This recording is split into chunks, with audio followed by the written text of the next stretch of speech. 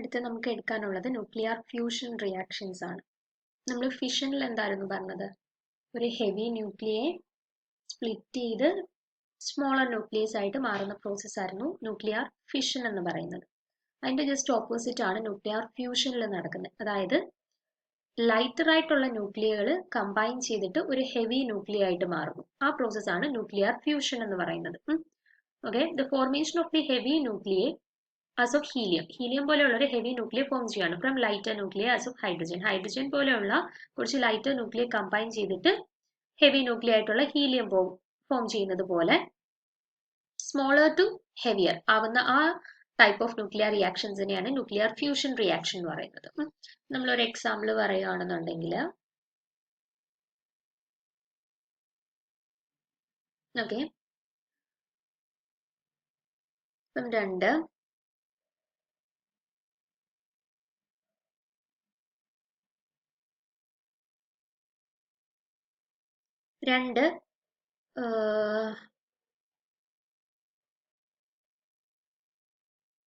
Lighter ന്യൂക്ലിയകളാണ്. രണ്ട് lighter nuclear combine ചെയ്യുവാണ്.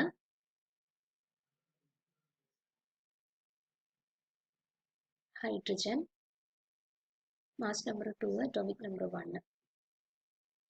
നമുക്ക് ഇത് രണ്ട് ലൈറ്റർ ന്യൂക്ലിയർ, ഇവര് തമ്മിൽ ഫ്യൂഷൻ നടക്കുകയാണെന്നുണ്ടെങ്കിൽ ഒരു ഹെവിയർ ന്യൂക്ലിയർ ഫോം ചെയ്യും. അതായത് രണ്ടെണ്ണം കമ്പൈൻ ചെയ്തിട്ട്, രണ്ട് ലൈറ്റർ ന്യൂക്ലിയർ കമ്പൈൻ ചെയ്തിട്ട് ഒരു ഹെവി ന്യൂക്ലിയർ ഫോം ചെയ്യും. അതിനോടൊപ്പം തന്നെ ഒരു ന്യൂട്രോണും ബൈ പ്രോഡക്റ്റ് ആയിട്ട് ഫോം ചെയ്യും. ആദ്യം ഇവർ ഫോം ചെയ്യുന്നത് ഒരു അൺസ്റ്റേബിൾ ആയിട്ടുള്ള ഒരു ഫോം, ഡയറക്റ്റ് അങ്ങ് ഹെവി ന്യൂക്ലിയർ സ്റ്റേബിൾ ആയിട്ടുള്ള ഒരു ഹെവി ന്യൂക്ലിയർ ഫോം ചെയ്യുമല്ലോ. ആദ്യം ഒരു അൺസ്റ്റേബിൾ ന്യൂക്ലിയർ ഫോം ചെയ്തിട്ട് ആ അൺസ്റ്റേബിൾ ന്യൂക്ലിയർ എന്നാണ് ഫൈനലി ഒരു സ്റ്റേബിൾ ഫോമിലോട്ട് ഇവർ മാറുന്നത്. സ്റ്റേബിൾ ഫോം പ്ലസ് ഒരു ന്യൂട്രോൺ ആയിട്ട് മാറുന്നത്. ഇവിടെ നടക്കുന്ന ഓവറോൾ റിയാക്ഷൻ എന്ന് പറഞ്ഞാൽ ഇനിഷ്യലി നമുക്ക് രണ്ട് ഡ്യൂട്ടീരിയം ആണ്, മാസ് നമ്പർ 2 ഉള്ള രണ്ട് ഡ്യൂട്ടീരിയം ആണ്, അറ്റോമിക് നമ്പർ 1. അപ്പൊ ഇവര് രണ്ട് ലൈറ്റർ ന്യൂക്ലിയർ ആണ്. ഇവര് ഫ്യൂഷൻ നടന്ന് ഇനിഷ്യലി ഒരു അൺസ്റ്റേബിൾ ആയിട്ടുള്ള ഹീലിയം ന്യൂക്ലിയർ ഫോം ചെയ്യും. അതിനോടൊപ്പം തന്നെ ഒരു ന്യൂട്രോണും കൂടെ ഫോം ചെയ്യും. അതിനുശേഷമാണ് ഇവർ ഫെർദർ റിയാക്ഷൻ കണ്ടിന്യൂ ചെയ്ത് ഫൈനലി ഒരു സ്റ്റേബിൾ ആയിട്ടുള്ള heavy helium nuclear plus neutron ആയിട്ട് ഫോം ചെയ്യും. അപ്പൊ ഇതാണ് ഒരു ഓവറോൾ ന്യൂക്ലിയർ ഫ്യൂഷനിൽ നടക്കുന്ന ലൈറ്റർ ന്യൂക്ലിയർ കമ്പൈൻ ചെയ്തിട്ട് ആദ്യം ഒരു അൺസ്റ്റേബിൾ ആയിട്ടുള്ള ഒരു ഹെവിയർ ന്യൂക്ലിയർ ഫോം ചെയ്യും. അതിനുശേഷം ലാസ്റ്റിൽ ഒരു സ്റ്റേബിൾ ആയിട്ടുള്ള ഹെവി ന്യൂക്ലിയർ ഫോം ചെയ്യും. ഇതാണ് ഒരു ഓവറോൾ ന്യൂക്ലിയർ ഫ്യൂഷൻ റിയാക്ഷനിൽ നടക്കുന്നത്. Fusion reactions occurs at extremely higher temperature, so they are called thermonuclear reactions. Nuclear fusion എന്ന് പറഞ്ഞാൽ യൂഷ്വലി എക്സ്ട്രീംലി ഹയർ ടെമ്പറേച്ചേഴ്സിലാണ് നടക്കുന്നത്. അതുകൊണ്ട് തന്നെ ഫ്യൂഷൻ റിയാക്ഷൻസിനെ തെർമോന്യൂക്ലിയർ റിയാക്ഷൻസ് എന്നും പറയാറുണ്ട്. പിന്നെ fusion reaction, the mass of the reacting nuclear is greater than that of the nucleus formed.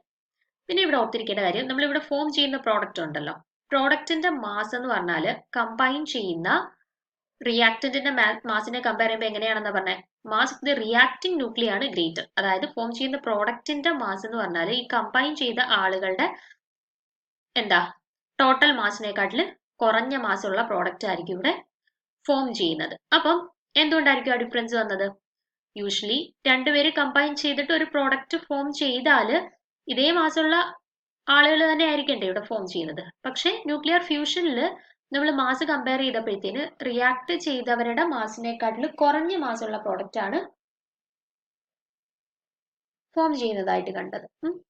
അപ്പൊ അതിന്റെ റീസൺ നോക്കെ, this difference in the mass is called the mass defect. It is due to the great amount of energy released in the reaction. അപ്പൊ ഈ difference in mass, റിയാക്ടന്റിന്റെ മാസും പ്രോഡക്റ്റിന്റെ മാസും തമ്മിലുള്ള ആ ഡിഫറൻസിനെയാണ് mass defect എന്ന് പറയുന്നത്. ആ മാസ് ഡിഫക്റ്റ് ഉണ്ടാവാനുള്ള reason എന്താണ്? Greater amount of energy ഇവിടെ റിലീസ് ചെയ്യുന്നുണ്ട്. ന്യൂക്ലിയർ ഫ്യൂഷൻ നടക്കുമ്പോഴത്തേന് പുറത്തോട്ട് ലിബറേറ്റ് ചെയ്യുന്നുണ്ട്, എക്സസ് എമൗണ്ട് ഓഫ് എനർജിയെ ലിബറേറ്റ് ചെയ്യുന്നുണ്ട്. അപ്പൊ ആ എനർജിയുടെ ഫോമിലോട്ടാണ് ആ ബാക്കി മാസ് കൺവേർട്ട് ചെയ്ത് ആ എനർജിയുടെ ഫോമിലോട്ട് പോയി. അതുകൊണ്ടാണ് റിയാക്ടന്റിന്റെ മാസ് എന്താണോ ആ ടോട്ടൽ മാസ് ആയിരിക്കത്തില്ല അത് കമ്പൈൻ ചെയ്ത് കിട്ടുന്ന പ്രോഡക്റ്റിന്റെ മാസ്. അപ്പൊ ആ മാസ് ഡിഫറൻസിനെയാണ് യൂഷ്വലി മാസ് ഡിഫക്റ്റ് എന്ന് പറയുന്നത്. ആ മാസ് ഡിഫക്റ്റ് ഉണ്ടാവാനുള്ള reason due to the greater amount of energy released during the nuclear fusion. Nuclear fusion നടക്കുമ്പോൾ അവിടെ റിലീസ് ചെയ്യുന്ന ലാർജ് എമൗണ്ട് ഓഫ് എനർജിയുടെ ഫലമായിട്ടാണ് ഈ ഒരു മാസ് ഡിഫക്റ്റ് അവിടെ ഡെവലപ്പ് ചെയ്യുന്നത്. ഇതാണ് ന്യൂക്ലിയർ ഫ്യൂഷന്റെ കേസിൽ ഇമ്പോർട്ടൻ്റ് ആയിട്ടുള്ള പോയിന്റ്സ്. ഹൈഡ്രജൻ ബോംബ്, നമ്മൾ ആറ്റം ബോംബ് ഏത് പ്രിൻസിപ്പിൾ വെച്ചിട്ട് വർക്ക് ചെയ്യുന്നതാണെന്ന് പറഞ്ഞു? ന്യൂക്ലിയർ ഫിഷൻ വെച്ചിട്ട് വർക്ക് ചെയ്യുന്നതാണെന്ന് പറഞ്ഞു അല്ലേ. അതുപോലെ ഹൈഡ്രജൻ ബോംബ് എന്ന് പറഞ്ഞാൽ ന്യൂക്ലിയർ ഫ്യൂഷൻ എന്ന് പറയുന്ന പ്രിൻസിപ്പിൾ വെച്ചിട്ട് വർക്ക് ചെയ്യുന്നതാണ്. Okay, hydrogen bomb make use of the nuclear fusion of the isotopes of hydrogen. ഹൈഡ്രജന്റെ ഐസോടോപ്പുകളുടെ ന്യൂക്ലിയർ ഫ്യൂഷൻ വഴി ആണ് large amount of energy release ചെയ്തിട്ട് അവിടെ എക്സ്പ്ലോഷൻസ് നടക്കാനുള്ള ചാൻസ് ഉണ്ട്. അപ്പൊ ആ ഒരു ഫിനോമിന വെച്ചിട്ടാണ് ഹൈഡ്രജൻ ബോംബ് വർക്ക് ചെയ്യുന്നത്. ന്യൂക്ലിയർ ഫ്യൂഷൻ ഓർത്തിരിക്കണം. ആറ്റം ബോംബ് എന്ന് പറഞ്ഞാൽ ന്യൂക്ലിയർ ഫിഷൻ ആയിരുന്നു. ഹൈഡ്രജൻ ബോംബ് എന്ന് പറയുന്നത് ന്യൂക്ലിയർ ഫ്യൂഷൻ ആണ് പ്രിൻസിപ്പിൾ. ഇനി A fusion of the reaction between deuterium and tritium may be possible source of the tremendous energy released. അതായത് ഒരു ഹൈഡ്രജന്റെ രണ്ട് ഐസോട്ടോപ്പുകൾ ഡ്യൂറ്റീരിയം ട്രീഷ്യം, ഹൈഡ്രജന്റെ രണ്ട് ഐസോട്ടോപ്പുകൾ കമ്പൈൻ ചെയ്തിട്ട് റിയാക്ട് ചെയ്തിട്ടാണ്, രണ്ട് ലൈറ്റർ ന്യൂക്ലിയർ റിയാക്ട് ചെയ്തിട്ടാണ് ഒരു ഹെവി ന്യൂക്ലിയർ ഫോം ചെയ്യുന്നത്. അപ്പൊ ഇവിടെ ലാർജ് എമൗണ്ട് ഓഫ് എനർജിയെ റിലീസ് ചെയ്യുന്നുണ്ട്. ഈ റിയാക്ഷൻ നടക്കുമ്പോഴത്തേന്, ഈ ന്യൂക്ലിയർ ഫ്യൂഷൻ നടക്കുമ്പോഴത്തേന് large amount of energy release ചെയ്യുന്നുണ്ട്. അപ്പൊ ആ എനർജി അവിടെ ഒരു എക്സ്പ്ലോഷനിലോട്ട് റിസൾട്ട് ചെയ്യും. ആ എക്സ്പ്ലോഷൻ ആണ് ഹൈഡ്രജൻ ബോംബിന്റെ basic principle. When the fusion reaction between deuterium and tritium may be possible source of the tremendous amount of energy released. Energy release excess ആയിട്ട് റിലീസ് ചെയ്യുന്നതുകൊണ്ടാണ് അവിടെ ഒരു എക്സ്പ്ലോഷൻ നടക്കുന്നത്. അപ്പൊ ആ എനർജി റിലീസ് ചെയ്യുന്നത് എങ്ങനെയാണ്?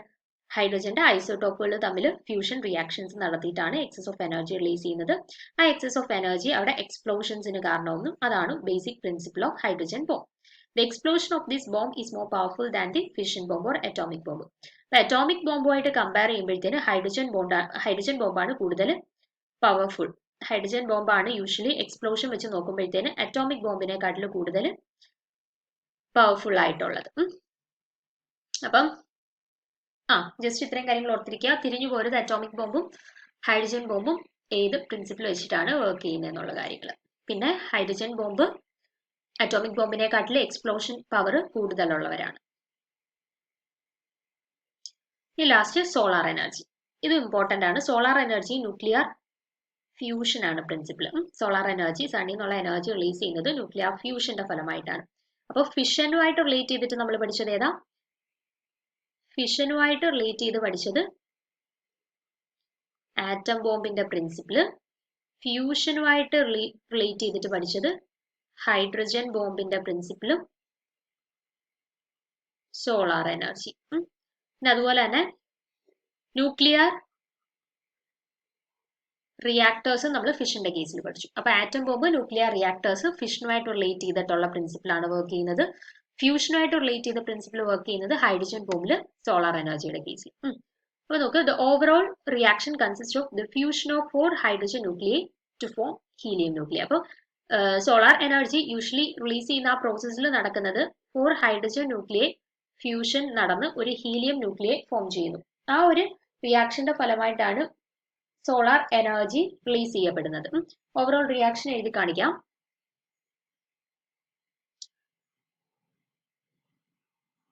മൂന്ന് സ്റ്റെപ്പിലായിട്ടാണ് നടക്കുന്നത്. ഇനിഷ്യലി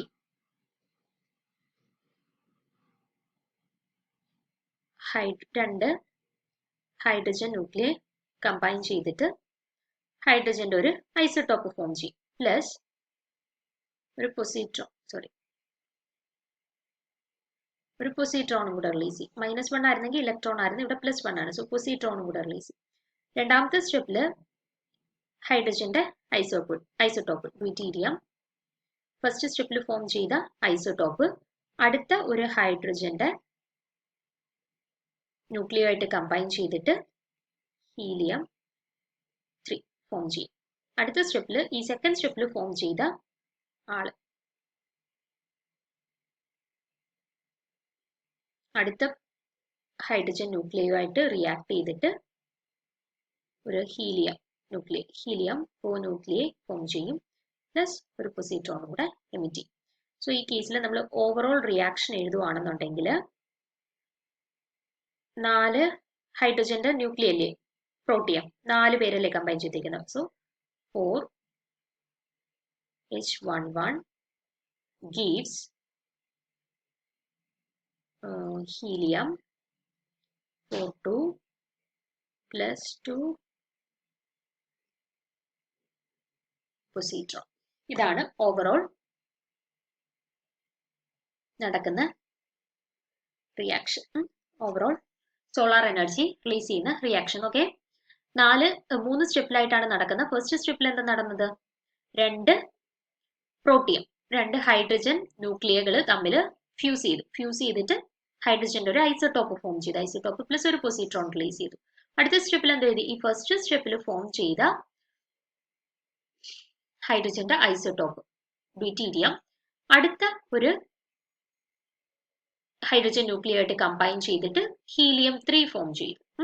ഇനി അടുത്ത സ്റ്റെപ്പിൽ ഈ സെക്കൻഡ് സ്റ്റെപ്പിൽ ഫോം ചെയ്ത ഹീലിയം 3 ഫോർത്ത് മോളിക്യൂൾ ഓഫ് പ്രോട്ടിയോ ആയിട്ട് കമ്പൈൻ ചെയ്തിട്ട് ഹീലിയം 4 പ്ലസ് ഒരു പൊസിട്രോൺ റിലീസ് ചെയ്തു. സോ ഇതിനെ മൂന്നിന്റെയും കൂടെ ഓവറോൾ റിയാക്ഷൻ എഴുതുവാണെന്നുണ്ടെങ്കിൽ സണ്ണിൽ ടോട്ടൽ ആയിട്ട് എനർജി റിലീസ് ചെയ്യുന്ന റിയാക്ഷൻ എന്ന് പറഞ്ഞാൽ 4H11 4 protium gives helium 4 plus 2 positron എന്ന് പറഞ്ഞിട്ട്. ഇതാണ് ഓവറോൾ സണ്ണിൽ നടക്കുന്ന റിയാക്ഷൻ.